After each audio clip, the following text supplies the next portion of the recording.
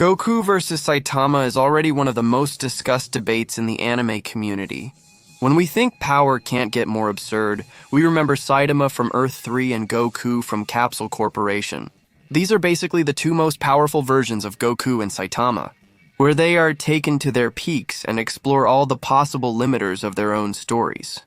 I've already made a video on this channel about who is stronger, Goku or Saitama. The debate had strong arguments for both sides and was very interesting. But now, the level is much faster and you'll meet the strongest versions of these two characters. And I'm going to settle, once and for all, who is the strongest. It will settle the endless bar debate. What if a god-powered man faced a mortal in a form even gods can't reach? Today, I'm not working with Goku from the anime or Saitama from the start of the series or manga. I know a lot of people have been waiting a long time for this comparison. Maxed out Saitama, Earth 3, versus maxed out Goku, Capsule Corporation. First, two rules to avoid confusion. Everyone follows their own universe's rules. No mixing feats from other timelines like but in the anime. No, here it's Earth 3 and Heroes. Who isn't aware of Goku's power level in Heroes? Which, by the way, could be canon since Toyotaro recently said everything is canon. But I'm not going to get into that subject too much in this video, but you'll be able to learn a lot about this Goku, who is the most unbelievable of them all. The duel will be decided in 5 areas. Raw power, checks, which are basically special abilities that break the rules, cosmological depth, speed, bar, range, and win condition, which ends the fight inevitably. Take a breath, because we're going to start by understanding the monster that is Saitama Terra 3. Guys, before we move on to this amazing topic, I have a message that changed my life and could change yours. Have you ever stopped to think about how much the world has changed in recent years? We're always connected. Technology keeps advancing, and through it all, Bitcoin continues to grow stronger. Since I mentioned this here just over a month ago, Bitcoin's value has risen over 15%. We all need goals in life and freedom. And yes, you need Bitcoin. Why? Bitcoin had the highest returns over the past decade, averaging over 70% annual growth. The real fell over 50% against the dollar, while Bitcoin rose more than 4,000%. And today it's already a reality. Remember, there are only 21 million Bitcoins globally, with 19 million already mined. Bitcoin is running out, so not everyone can get some. Those who buy now might control it in the future.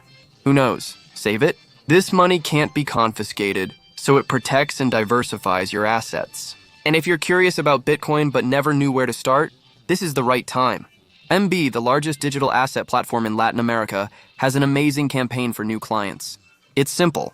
Open a free account and under 5 minutes invest at least 50 Ries in Bitcoin, and you're done. You get 25 Ries credit in your MB account within 7 days to use as you wish. It's never been so good to invest in the currency of the future. It's the perfect chance to start off on the right foot. With a transparent, fully secure platform that complies with the central bank, Comissão de Valores Mobiliários and Ambima. Joining is easy. Scan the QR code on screen or use the link in the description or pinned comment. Even if you aren't ready to invest, download the app, sign up, and explore. Gaining knowledge is the first step. And in the end, Bitcoin isn't just a trend, it's a game changer. It's your future self thanking you for what you did today. Stop letting your money lose value. Stop ignoring your future and your families. Link is in the description and pinned comment. Thanks, MB. Take a breath as we begin to understand the monster Saitama, Earth 3.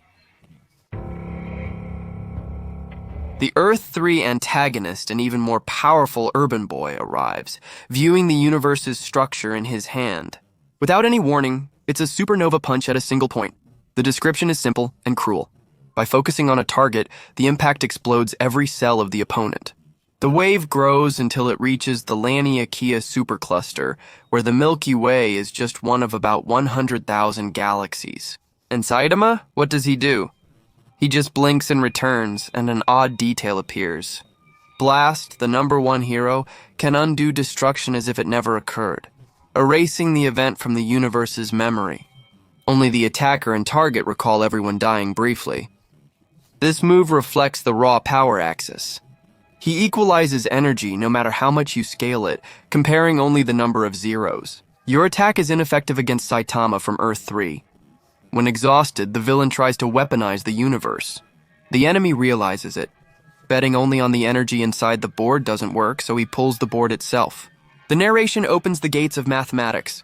Our usual infinity can't handle the size of this scenario. Even formal models like von Neumann's cumulative hierarchy represent only part of the whole. Imagine an empty folder on your computer. At level 0, it's empty. At the next level, create all possible subfolders. At the third level, make all combinations of subfolders, based on what already exists. And so on it goes. The result is a hierarchical library that grows in layers. Terra 3 explores concepts like cardinals, inaccessibility, infinity, and absoluteness. The villain stacks power and closes his hand, triggering a cosmic cataclysm. Saitama opens his hand and stops it. Then he says, "Let's fight, somewhere else." Crack. The universe splits. Cut to an empty white scene. Above, the entire multiverse is visible, like a mobile hanging from the ceiling. Both were expelled from the universe. He isn't limited by the setting and can move the fight anywhere, even outside the universe, without losing momentum. This ability of Saitama is basically a dimensional surgery, where he can bring things from 3D to 2D to 1D to no dimension at all, besides having the so-called Capsule, the most shameless one in the manga. With no way out in terms of energy scale or flipping the board, the villain goes into ontological geometry. He first strikes Saitama, taking a piece of his head, then uses a dimensional attack on Saitama's stubborn body. From 3 to 2 to 1, then 0 dimensions. He challenges the universe in lines, each as vast as a cosmos with infinite, unreachable points. He stacks these lines in hierarchies and tries to trap the bald guy in a so-called logical thread with no substance. Saitama removes the erased concept from his head like peeling off a post-it, puts it back, returns to normal, tears the 0, and rises again. 0D, 1D, 2D, 3D. He regains depth and punches the villain. Making a reading of the Rekbara metaphysical axis, it's as if this dimensional reduction, removal of space-time, and the decree of you no longer exist happened. These concepts don't affect Saitama. He essentially rejects reality editing like this. But it doesn't end there. Now we open the ultimate protagonist settings. We've reached the villain's plan C. If reality can't solve it, let's check the menu. He opens Saitama's settings like it's a game, ready to lower the sliders for strength and endurance. But what shows up on screen? An invincible item?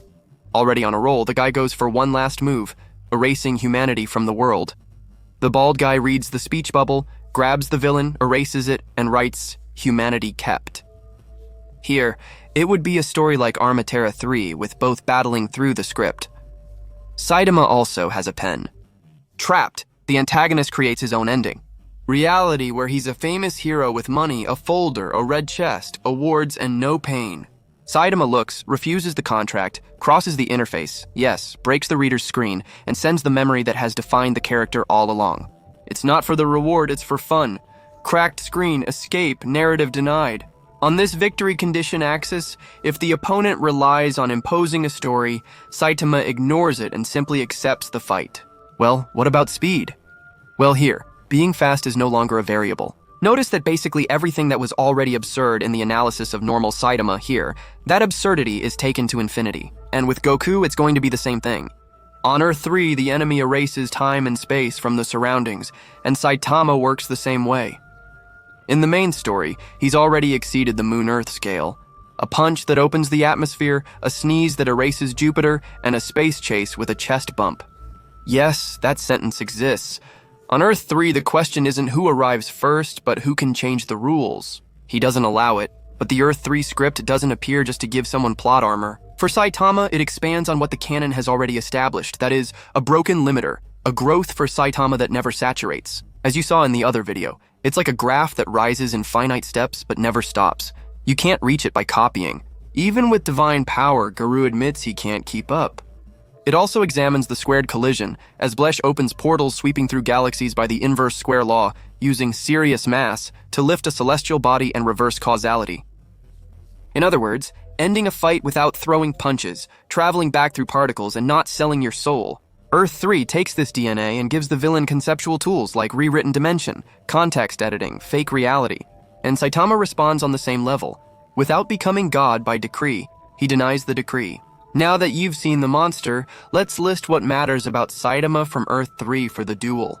In terms of raw power, he scales any absurdity you propose as background noise. In terms of metaphysical hacks, he has functional immunity and dimensional flattening, removal of time, space, and attempts at reprogramming. His cosmological depth extends beyond the universe while remaining coherent. When it comes to speed, it's irrelevant in this context. The fight shifts from how fast to who controls the narrative. Victory for him doesn't require a secret combo. Just blocking additions and attacking is enough. He does that every time. Translation for our partial scoreboard. If you try to win by increasing your energy or relying on the map, you won't win. If you try to win by rewriting the rule, he unwrites it. It's absurd. Okay, and Capsule Corporation Goku.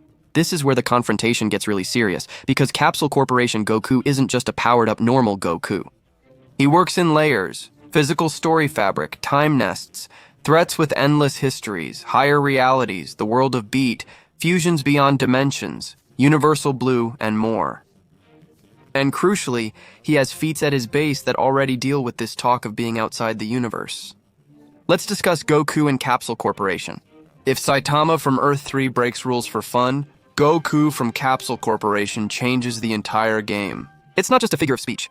In Dragon Ball Heroes, the story isn't text like on Earth 3, but raw material. The time nest exists, timelines are objects, and outside the game, it's a location. To understand why this version of Goku jumps into this fight without asking, let's break it down. Even the 5 lenses from Part 1, raw power, sex, depth of layers, speed, bar, range, and win condition. For Goku's analysis, he already impresses in Criterion 1. Demigra escapes, absorbs Toki, the time bird anchoring history, and readies an attack to erase all history. Goku from Capsule Corporation crosses the time nest's infinite lines and dimensions, safely countering and nullifying it in his base form, before Blue or Ultra Instinct. On the axis of raw power, his rule doesn't start by shaking the world of void. It already starts by refuting a being like Demigra. Capsule Corporation. Goku's baseline is so high that other Dragon Ball Super characters couldn't compete. Requirement 2. The hero's mythology features settings like Sugoroku Space and the hyperbolic time chamber, which exist beyond space and time.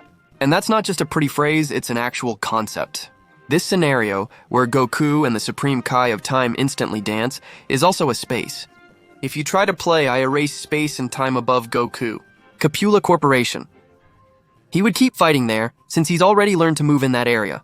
On the Rex Goku axis, Capsule Corporation has a really powerful REC. The removal of time and space doesn't checkmate anyone. Here, and here, basically, it would just be the floor. For the third criterion, when discussing the part of the game outside the game, the concept differs from geometry. You'll see why. There's a crucial leap. The world of the Beat is conceptually above the game's universe. Within the fiction of heroes, this so-called real world sees the game as fiction. Avatars come into play. Villains like Celsius manage to reset this world of the Beat. Metkabura threatens to swallow this level and all the infinite lines. And the scope isn't the fourth dimension, a bit bigger, it's a kind of higher reality, in a conceptual sense. Goku Capsule Corporation not only interacts with this layer, but also defeats its threats. So, on the axis of layer depth, Goku from Capsule Corporation acts with agency, at a level where the entire universe becomes a work of fiction. This matters a lot when the question is who controls the story. At the top of the ladder, and then comes the answer. In the fourth requirement, Ultra Instinct of Truth. After training with Daishin-kan in the Super Canon, Ultra Instinct is already intimidating. In Heroes, Goku Corporation Capula trains with Daishin-kan. And the practical result is that he can activate and deactivate Ultra Instinct at will. Enhance his perception to unlock spirit vision in his own way. By forcing the Tuffle out of Vegeta, he defeats opponents who previously faced Jiren and Vegito Blue Kaioken, such as Kanba Super Saiyajin 3. And here, the refinement is infinitely superior to any canonical version of Ultra Instinct, so much so that there's really no comparison, to be honest. Regarding speed and range, Ultra Instinct wouldn't be just an automatic dodge, but rather a layered decision. He could choose where to be, and that where isn't always a point in his space. It could even be transcendental. Also, there's still the fusion sim. Goku Capsule Corporation and Goku Xeno fuse into different Goditas, said to transcend the dimensional fabric. And even so, Fu manages to separate them. The Supreme Kai of Time creates a power setup, merging both Gokus into one vector, forcing Fu to block everything. But why do that in a one-on-one fight? Is it just to show the absolute limit? If two Gokus together are seen as a real threat, they're already stronger than the main timeline's gods. The individual Goku from this timeline isn't on the same level as the regular Goku, but things get even more surreal when we get to Universal Blue. At one of the peaks, Capsule Corporation Goku synchronizes with the Universe Tree and accesses the state that the fandom summed up as Universal Blue. It's the Universe Tree's pre-training, since the narrative effect is clear.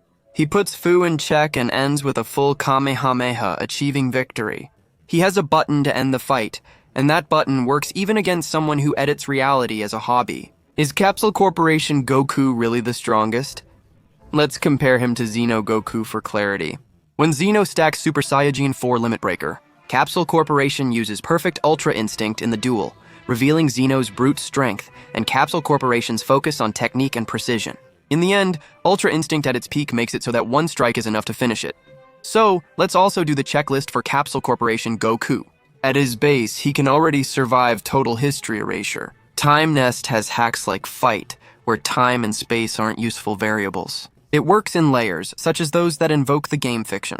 Ultra Instinct, created by Daishinkan, is autonomous and precise with Spirit Vision E, reaching its peak with Universal Blue, and fusions that also transcend. Translation for the partial score. You can't defeat this Go-Kuu with I erase time or I'm going outside the dimension, since he already trains there. So face-to-face, who ruins whose party? Well, now it's the main course. I'm going to cross the 5 axes I've been using, no fan shortcuts, and lay out a plausible fight scenario. You can see the path to victory for both. The question is, which one is inevitable? So, let's compare the two here, without any fanboy bias. Remember, I'm not the owner of the truth, and this is just my analysis of the two works. As a fan of both canonical and non-canonical Dragon Ball and One Punch Man stories, let's begin. Axis 1, Raw Power. Saitama from Earth 3 tosses Lenny Akia like confetti and outshines supernovas. If energy is the standard, he matches Goku. The Katola Corporation already neutralizes attacks aimed at all of time. In this case, meaning infinite timelines, his energy scale skips galaxy level, blocks clusters, and goes straight to the domain of history. In practice, it's a regular tie. Any explosive move can be countered. So let's move on to the hacks. Metaphysical bar. Saitama from Earth 3 erases the erasure, takes the erased concept out of his mind and goes from 0D to 3D, holds the speech bubble, and rewrites it. Goku from Katola Corporation fights beyond space and time. He operates in layers that observe the game as fiction, nullifies the projectile that ends the story, doesn't edit the speech bubble, but acts on an extreme level that records the game as inferior. So we would need to make a fine point. Breaking Saitama's fourth wall is a diegetic license of his work, a humor device that the narrative considers valid within it. In Heroes, the real world, in quotes, is part of the diegesis, it's diegetic. The concept outside is not a metaphor, but the setting. On neutral ground, the advantage goes to those who've demonstrated initiative outside the game, from the very universe of Goku Corporation Katola, therefore being superior in the metaphysical aspect. But what about in the depths of layers? Saitama from Earth 3 leaves the universe, enters the void, sees the universe suspended, and continues onward. Goku from Corporation Katola leaps past the game's void, enters Beats' plane, and handles threats there. This gives Goku from Corporation Katola an advantage. Again, his meta layer is hierarchical, not figurative, that's why he's above. And when it comes to speed and range, Saitama from Earth 3 has irrelevant speed, he exists even when time and space disappear, so it's irrelevant. Goku from Corporation Katola, trained by Daishinkan in Ultra Instinct, moves by decision rather than classic displacement and shares the same ability. It's irrelevant for both. The debate was about who picks the stage, not speed. So the second category is a tie. Let's focus on the main axis, the win or victory condition. The key question is, what ends the fight? Saitama Terra 3 ends the fight by neutralizing the editing and keeping up the pressure. If the enemy depends on erase X or I downgraded you to 0D, he denies it and attacks. Goku Corporation Katola ends the fight by raising the stage, taking it to the next level, where erasing ideas isn't just a casual act, as the story is carefully curated. There, what matters is not writing in the balloon, it's imposing causality in an extract that treats the game as an object. He already did this by stopping Demigra, defeating real-world threats, and reaching full power with Universal Blue. So the hard summary is that Saitama's win condition works as long as the fight fits within the system where he's invincible. Goku Corporation Katola's win condition is to remove the fight from that system. He has a history of doing that in his own universe. So, logically comparing both works, how would the fight play out? Let's imagine a scenario. The fight begins in the standard universe. and Saitama absorbs and returns every attack effortlessly. Go-Kuu from Capsule Corporation tests basics, reads timing with untransformed Ultra Instinct, and measures reaction. Later, this fight might escalate outside, with Saitama cracking the universe and pulling in the void. Go-Kuu from Capsule Corporation would move to the Time Nash observation layer to Beats world, maintaining causal coherence outside of the common topology. And nobody dies in this exchange. Saitama could try editing cheats like menu or speech bubble, but it wouldn't work on a layer. Which edition requires Guardian approval? Chronology, Time Nest, and so on. Go-Kuu Capsule Corporation doesn't need to press escape since the layer ignores that input. The battle would focus on ongoing improvement and better anchoring. The right hand, Ultra Instinct at its peak, applies precise pressure, reads tense, while the left wields universal blues. If needed, when the narrative demands a finish, in the end, strength and speed won't matter. Look at the level we've reached, here. The defining factor would be the level that makes the game fiction, with a full Kamehameha as the ending seal. Not by damage, but by layer decision, also pushing the opponent down. On the ontological ladder, Saitama's invincible script wouldn't apply, so he'd be ended by stage imposition instead of a regular knockout. But what if Saitama broke the screen? Good point. Earth 3. Imagine he touches the balloon and punches the reader's screen. But this breaking of the fourth wall works as a license. Earth 3's manga features internal narrative and heroes, quotes, and outside, all as part of the story. It's managed by Kaioshin of Time and the Time Patrol, so there are rules. The fight can go there without becoming a joke, and Go-Kuu Capsule Corporation has already won there. This creates an asymmetry of authority at the top. In the other video about base Saitama, I admitted Saitama's infinite scaling could surpass Goku if the fight lasted until Saitama matched final Goku's feats. If you limit the fight to local energy and metaphysics, it would be a tie or a coin toss.